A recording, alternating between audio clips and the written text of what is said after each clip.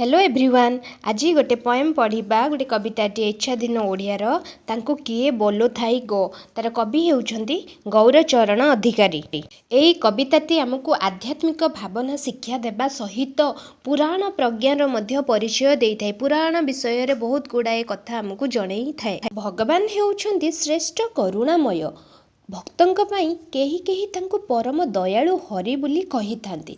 केउठारे केही व्यक्ति देखी नथिबे जे मामू को भणजा जीवनरू मारी पकाए बोली। दुराचारी कंसर विनाश करी धरापृष्ठ को से उश्वास लाभ करैचंती, उश्वास देइछंती। टिके विपरीत भाव प्रकाश करके कुहाउची केही कौन मामू को केबे भणजा है कि मारी पारे कि, किंतु कंस तार खल स्वभाव पाई तार खल प्रकृति पाई भणजा हातरे मृत्युवरण करिछि। काऊ निज बसारे कोइली अंडा को जत्न रे पालिला परी गोपनारी मध्य अति जत्न रे भगवान श्रीकृष्ण को छोट बेलू पालिथिले।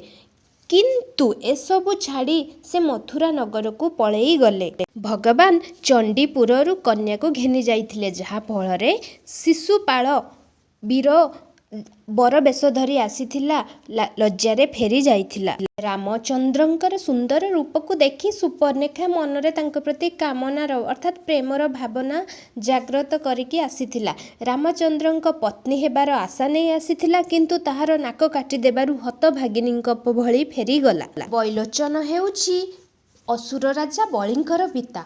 भगवान विष्णु तार पत्नीर छद्म बेशरे आसी तार आयुष बाल को उपाड़ी ताकू बद्ध करिथिले। ताहार केशरे तार आयुष थिला तो से केश उपाड़ी ताकू मारी देइथिले। वनवास समय रे रावण सीता बा जानकी को जंगलरू हरण करि नेइथिबारु बिना दोषरे सिंधु बांधी पकैथिबा बाली को मध्य से विनाश करिथिले। बालीर राजप्रासाद को बामनर रूप धारण करी छलना करी से भिखारीर रूप धारण करी पादरे चापी बाली को पाताल को पठाई देले। जलंधर हेउछि समुद्र कन्या लक्ष्मींकर भाई भलिया, कारण जलंधर शिवकर कोपाग्नि अर्थात रागरु कोपर अग्निरु समुद्र रे जन्मी थिला। से विष्णुंकर शला अटे। जलंधर स्त्रीर सतीत्व को हरण करी तार पति को मारिकी बध करी देइथिले। तिनी पुर रे समस्ते जानती श्रीकृष्ण पांडव मानकर सुहृद बांधव थिले। भीमर पुत्र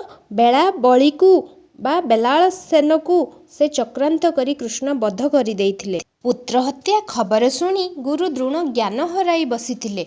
द्रोण को मारिबा पाई श्रीकृष्ण धृष्टद्युम्न को आखिठार मारी निर्देश देइथिले। रास मंडलरु ब्रजदेवी को भुज धरी नहीं जाइथिले। शुक्राचार्य हेउछंती दानव गुरु। बलि राजा दान देबा उद्देश्य रे बामन को जल टेकिबा समय रे शुक्राचार्य कीट रूप रे कमंडलुर छिद्र को बंद करी देइथिले। बामन एहा जानी पारी कुशाग्र मुन सेई छिद्र रे पुराइबा समय रे शुक्राचार्यंक चक्षुरे ता विध होइथिला एवं से कणा होई जाइथिले। ईश्वरंकु गुरु हत्या दोष लागिथिला।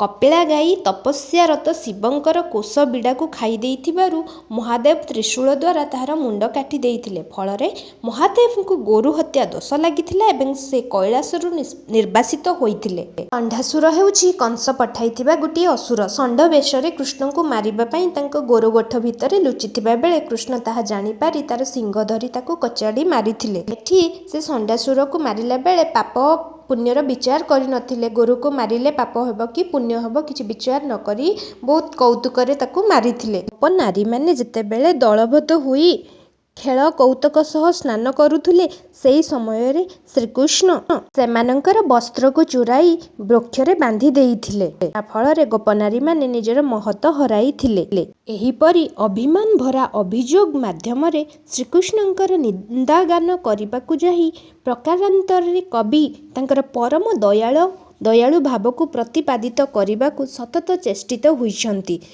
व्याजस्तुति अलंकार प्रयोग कविताटी को आहुरी सरस करिछि। भगवान किपरि छलना माध्यम रे भक्त माननकु उद्धार करिथांती विभिन्न पुराणर उदाहरण मान संग्रह करी ए कविताटी संयोजना करा। कृष्णंकर लीला कीर्तन और महिमा गान सहित एथिरे कविंकर बलिष्ठ कवित्वर आवेग मध्य सफल रूपे प्रतिपादित होइछि।